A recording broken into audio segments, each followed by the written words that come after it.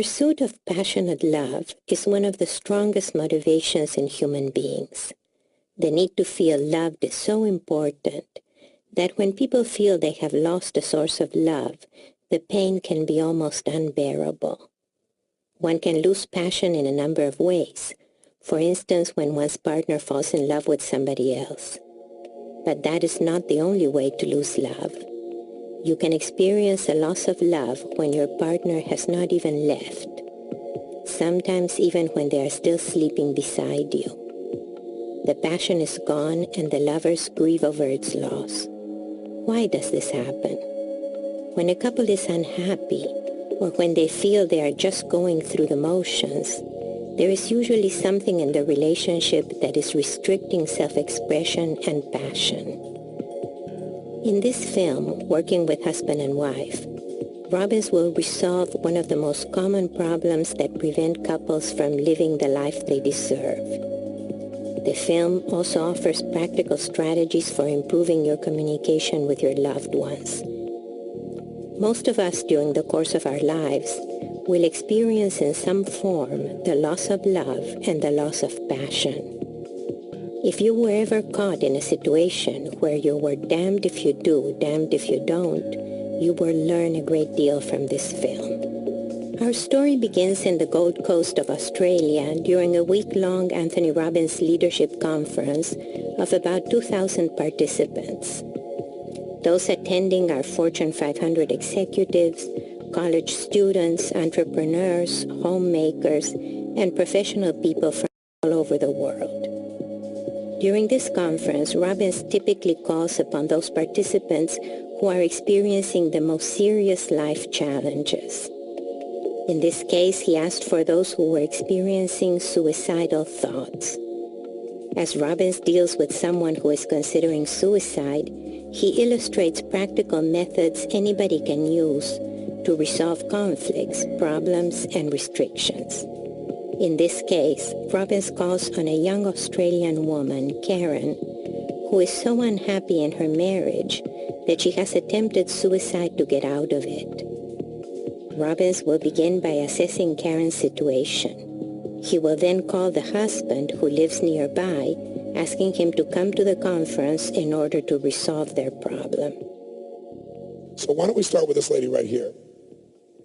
Give her a hand, she's suicidal. Give her a hand, she's suicidal, for God's sakes, give her a hand.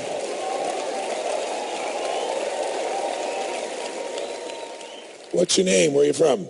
Karen from the Gold Coast. Karen, okay, Karen. You're from the Gold Coast and you're suicidal? There's no hope for you. Robbins often uses colorful language in order to manage the tone of the conversation. In this case, he started off with a joke, getting Karen to laugh before she starts describing her problem. Since Karen is in the back of the room, Robbins is watching the details of her expression on a television monitor placed at his feet. So you're suicidal? Mm-hmm. Why? I get to that point when people are putting me down and I don't feel like I'm good enough. So people put you down. What do I got to say to put you down? Robbins' first step is to try to assess the problem by asking the participant to be more specific about the triggers that cause the suicidal thoughts. What does somebody got to say to get you to be suicidal? It's just a point I get to when I feel really desperate. Right. What makes you feel that desperate? What do you got to focus on or hear or see or think about? I feel like there's no hope for myself. I feel like everybody hates me. Everybody hates you. Okay. And are you planning to do it with a razor blade or a knife? Thought about a gun or sleeping pills? Pills. Pills. Oh, so you're a wuss.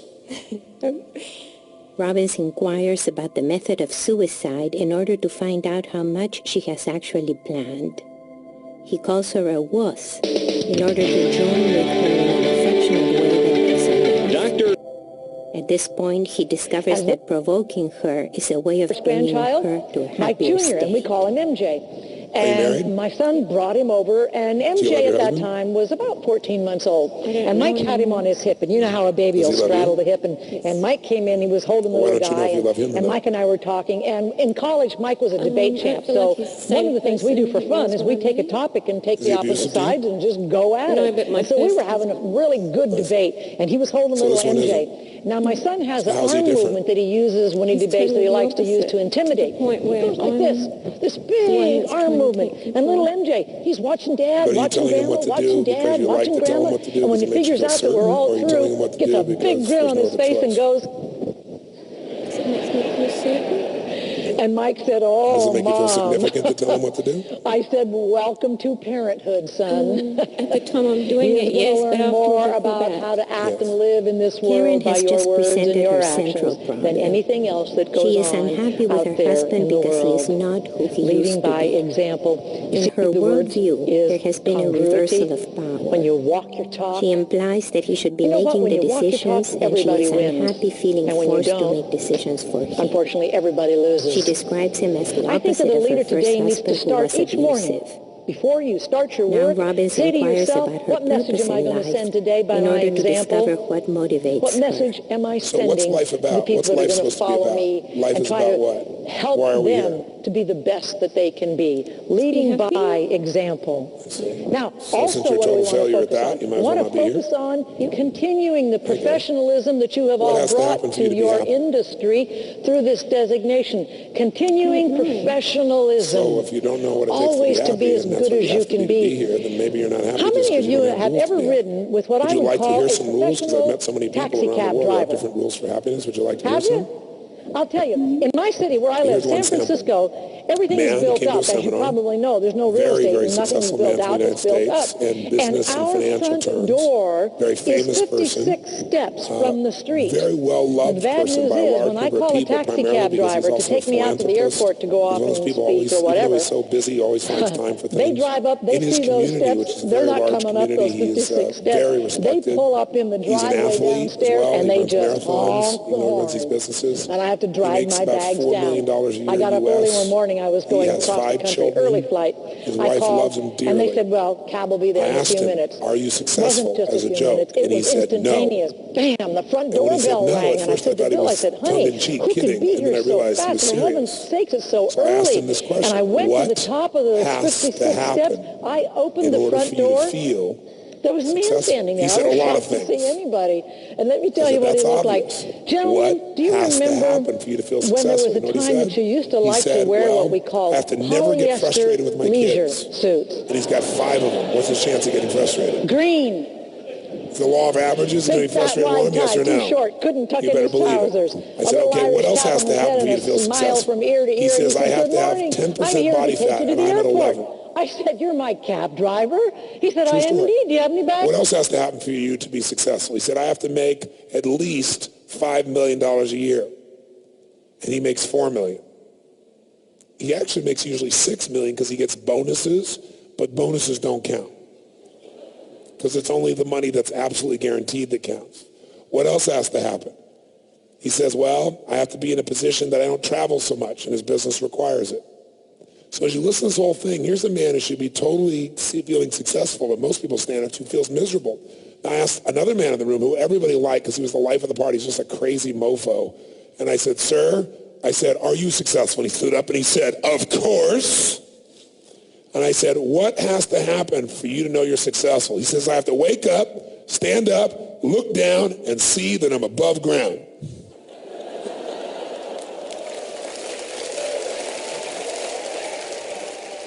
He said, every day above ground is a great day. So that was his rule. Now, which of these two men do you think was happier, the first one or the second one? Which one felt more successful, the first one or the second one? So you see, how you feel has no basis in reality, it has the basis in your rules. And what you're telling me is you don't have any rules for happiness. So you don't know when to be happy. Robbins believes that it is essential to have a base level of happiness in order to cope with and overcome the many stresses of life. In order to have a healthy and happy quality of life, it is essential to know what makes you happy and to specify ways in which to feel happy each day. Because he doesn't do anything to make me feel that way. And why do you think he doesn't do anything to make you feel that way? Is that why you're depressed, by the way, truthfully? Isn't that the real reason? That you feel like you're trapped in a relationship where you're so unhappy Yes. and you don't have the guts to get out? Or you're afraid you make a mistake to get out? I'm afraid I'll do the wrong thing. I don't know what's the right thing to do anymore. I've already been through one divorce and I don't want to muck up this one if it's the wrong thing. So the bottom line is you don't want the identity of having been divorced twice. So you'd rather stay miserable where you are. I don't care about being divorced twice. I care about hurting him if it's the wrong thing. But you're already hurting him. Yeah. If you're unhappy, trust me. Men, if the woman you're with is totally miserable and unhappy, are you happy? Are you hurting if every day she's unhappy? Are you hurting inside? Yes or no, men? Give her an answer. So you're already hurting him. So if that's it, maybe you should put him out of his misery. When faced with an obstacle, it is important to define it as a problem that can be solved or a question that can be answered. Robbins has reframed Karen's problem as a decision that she has not been able to make in relation to her marriage. She is not happy with her husband, yet she doesn't want to feel responsible for hurting him by leaving him. Robbins is looking for ways to move her to take action that will make her happy instead of killing herself. He will now show her that by remaining indecisive and unhappy, she is being dishonest, as well as hurting him and herself. Do you present yourself as the happy wife to everybody else? Most people, yeah. Oh, so not to everybody. I have a close friend that knows better. Well, actually, there's about 1,100 Aussies Yes, here. The word's going to spread.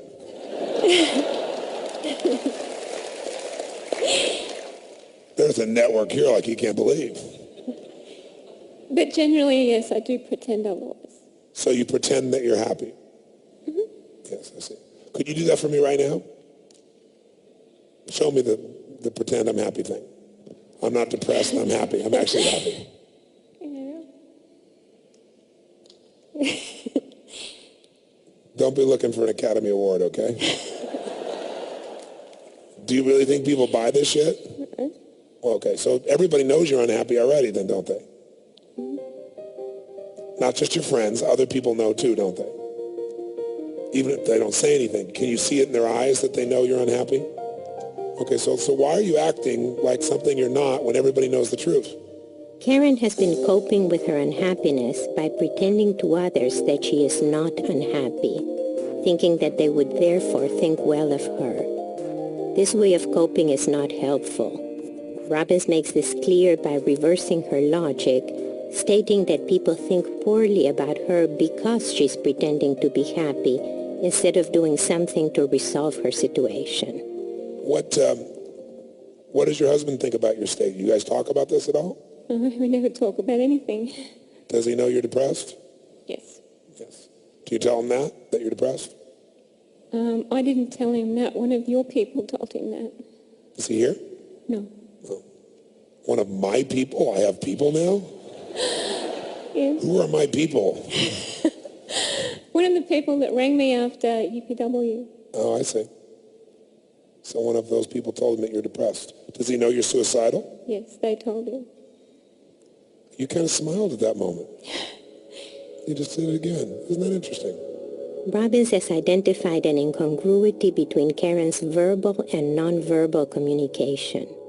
As she talks about her husband's worry about her suicide attempt, which is evidently sad, she smiles. This could be a sign that her suicidal behavior has been a source of power over her husband. Like, nothing else, I'll kill myself, then I'll get his attention.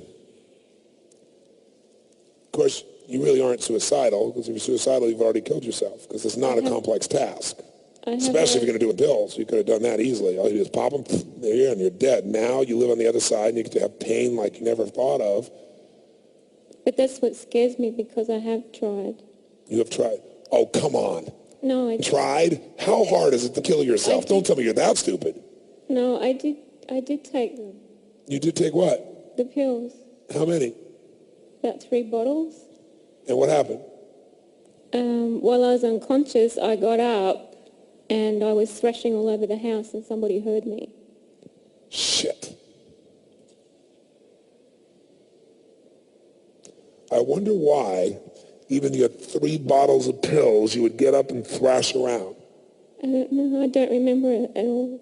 I know. Is it possible there's a deeper part of you that knows the truth, that you need to stay alive, and that that's not your real intent, and so it found a way to overpower 3 bottles of pills and still make sure you got help? So clearly it's not that you tried. Clearly there's no desire in you to commit suicide. There is a deep desire to get some attention, isn't there? Yeah. You're settling for attention because you don't feel the love. Yeah. Karen tells the story of her suicide attempt in order to convince Robbins of its seriousness.